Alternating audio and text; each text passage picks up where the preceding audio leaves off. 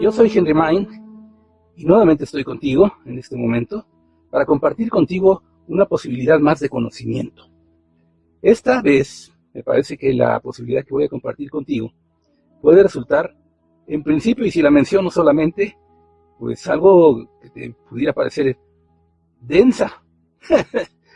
Me da risa porque eso se suele pensar de la filosofía, efectivamente, pero no lo es tanto, o no lo es, si se sabe manejar. Mira, me voy a explicar mejor.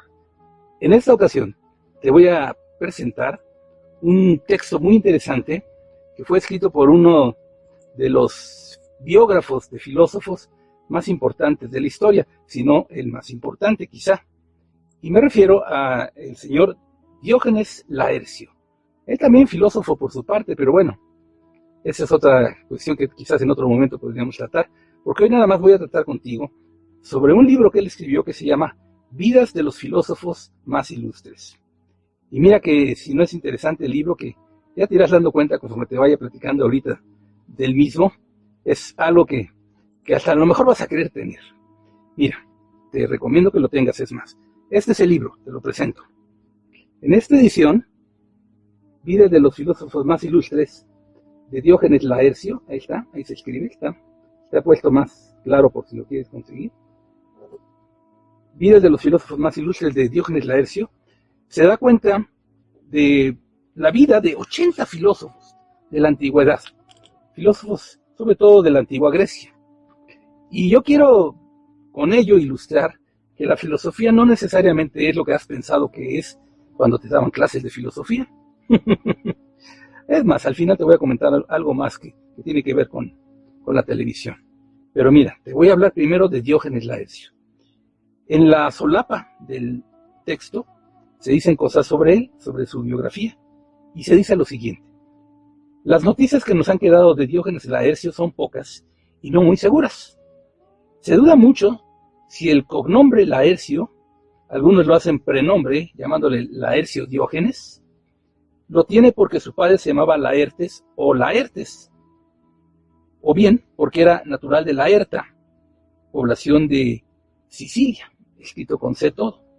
Esta segunda opinión era la más adoptada entre los doctos. Tampoco sabemos con claridad el tiempo en el que vivió Laercio, pero por cuanto en su obra se cita a varios filósofos que florecieron en el siglo II de Cristo, como son Plutarco, Favorino, Epicteto, Sexto Empírico y Saturnino Citenas, discípulos del mismo Sexto Empírico.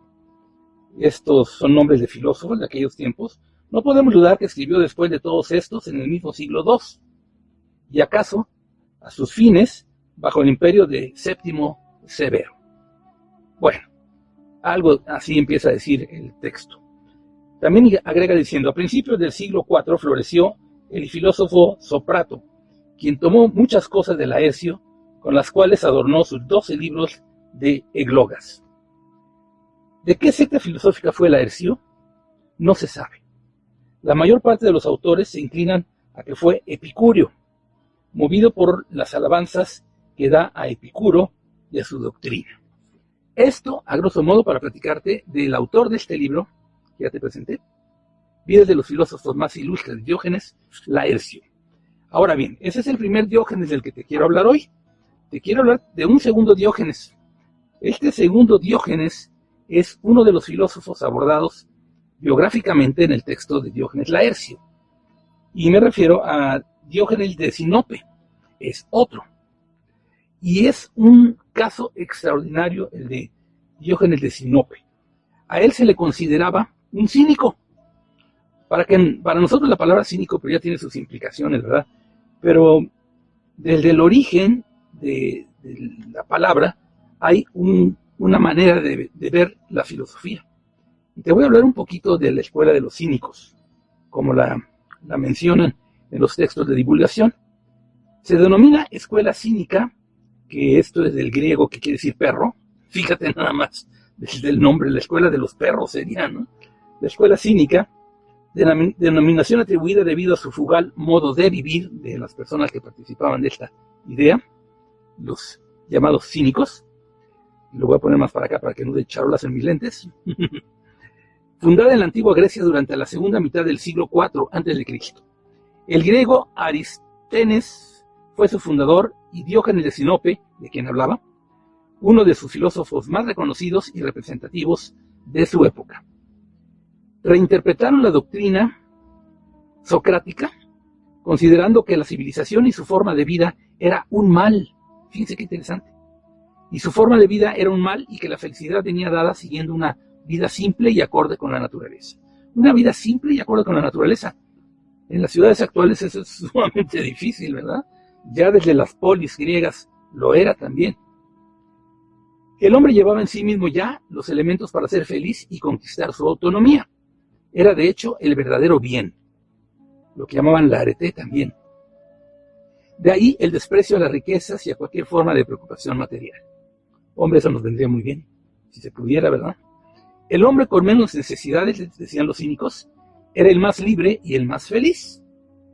Figuran en esta escuela, además de los ya citados, Crates de Tebas, discípulo de Diógenes, y Parquía, una de las primeras filósofas, ella era mujer, y Menipo de Gadara. Los cínicos fueron famosos por sus excentricidades, de las cuales cuenta muchas Diógenes Laercio, en el libro que hoy te estoy recomendando, y por la composición de numerosas sátiras o diatribas contra la corrupción de las costumbres y los vicios de la sociedad griega de su tiempo, practicando una actitud muchas veces irreverente, la llamada anaideia. La irreverencia es una posición filosófica también y de vida. Eso que nosotros en LEM tanto promovemos, que es reírnos de la vida, de las cosas aparentemente serias, pues así como la vez de ligero que nosotros le llamamos nuestro stand-up espiritual, o más bien nuestro sit-down espiritual, eso porque nos sentamos y hasta me está dando risa. Bueno, pues es una posición filosófica, de hecho, que está fundamentada. Termina de decir la introducción al respecto de lo que es la escuela de los cínicos lo siguiente. Ciertos aspectos de la moral cínica influyeron en el estoicismo, pero si bien la actitud de los cínicos es crítica respecto a los males de la sociedad, la de los estoicos es de acción mediante la virtud. Quiero ejemplificar entonces con Diógenes Laercio, lo que Diógenes Laercio escribió, más bien dicho, sobre el otro Diógenes, Diógenes de Sinope, el cínico, que ya ves que es una posición filosófica. Y lo quiero hacer a como el mismo Diógenes Laercio nos lo narra en parte de su extenso texto sobre 80 filósofos, uno de ellos Diógenes de Sinope, a quien le dedica varias páginas, es que había mucha tela que cortar, para que te des cuenta de cómo la filosofía no es tan aburrida como puede parecer, depende de quién la imparta, creo yo. Bueno, te voy a narrar lo que dice algunos párrafos de la historia de Diógenes de Sinope. Y acuérdate, él era un cínico, y mira cómo lo practicaba. Cuando le preguntaron dónde había visto en Grecia hombres buenos, Diógenes respondió: ¿hombres? En ninguna parte. Muchachos, sí los he visto, en la Cedemonia. Haciendo una vez un discurso muy sabio y provechoso, como nadie llegase a oírlo, se puso a cantar. Concurrieron entonces muchos más. Dejando el canto, de repente Diógenes los reprendió diciendo que a los charlatanes y embaucadores concurrían diligentes, pero tardos y negligentes a los que enseñan cosas útiles.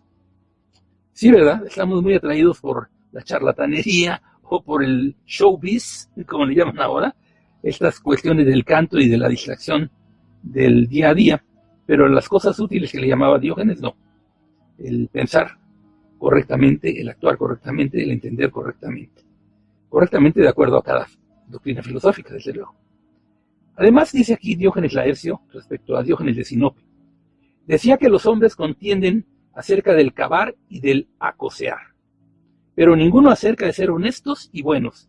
Fíjate bien cómo esto que voy narrando aquí, que está escrito por Diógenes Laercio, está describiendo ciertamente a los hombres de aquella antigua Grecia, del siglo II, pero a que también podría quedar muy bien a los hombres y mujeres de este siglo XXI.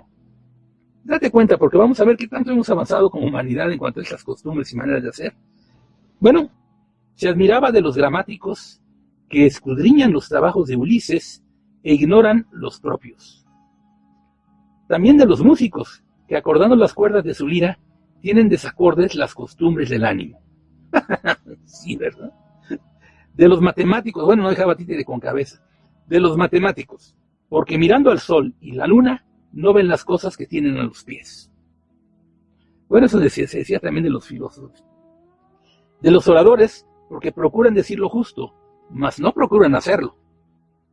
Bueno, procuremos hacerlo entonces y oremos lo que hacemos.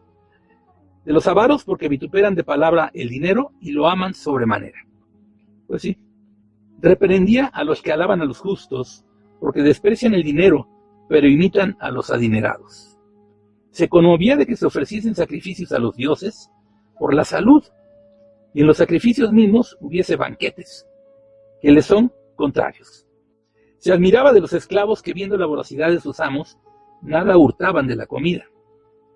Lloraba mucho a los que pueden casarse y no se casan, o más dicho, loaba mucho, alababa a los que pueden casarse y no se casan, a los que les importa navegar y no navegan, a los que pueden gobernar la república y lo huyen, a los que pueden abusar de los muchachos y se abstienen de ello, a los que tienen oportunidad y disposición para vivir con los poderosos y no se acercan a ellos.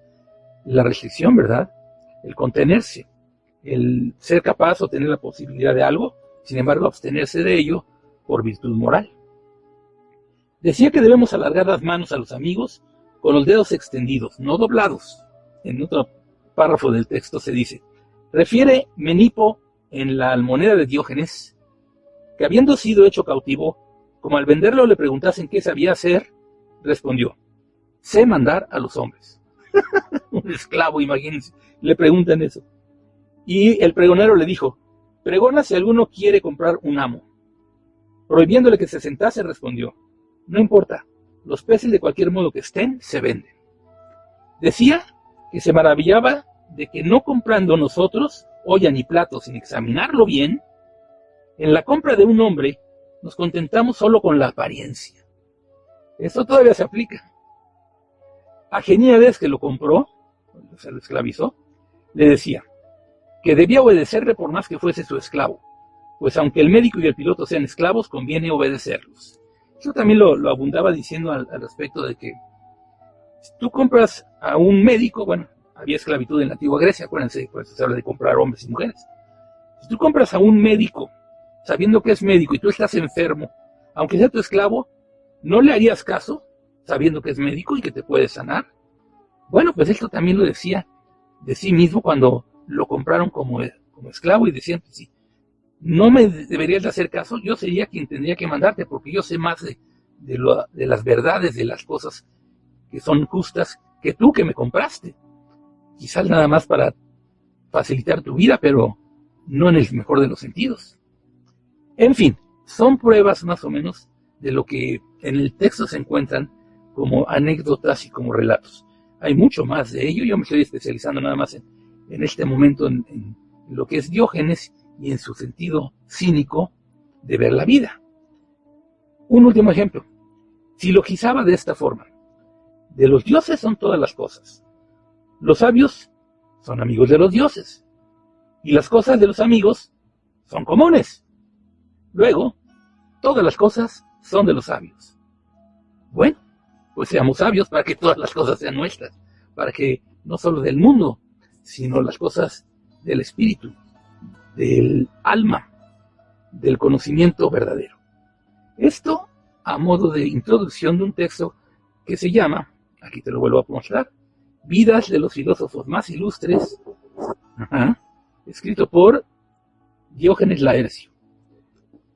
Y una anécdota final. Te decía yo al principio que te iba a comentar que la filosofía no necesita ser aburrida, ni realmente lo es, depende de quien le enseña. En Netflix te recomiendo una serie que se llama Merlí. Trata de un profesor de filosofía que enseña su clase de una manera extraordinariamente divertida, sumamente humana, y que en vez de alejarlo de sus alumnos, al contrario, los acerca. Bueno, es todo por hoy. Espero que te interesen esas recomendaciones que estoy haciendo pues en esta semana a diario contigo he tenido esa oportunidad y lo estoy aprovechando. Yo soy Henry Main. Y si quieres sugerirme algún tema, algún autor, algún libro, coméntalo y con mucho gusto lo considero para comentarlo también contigo y compartirlo.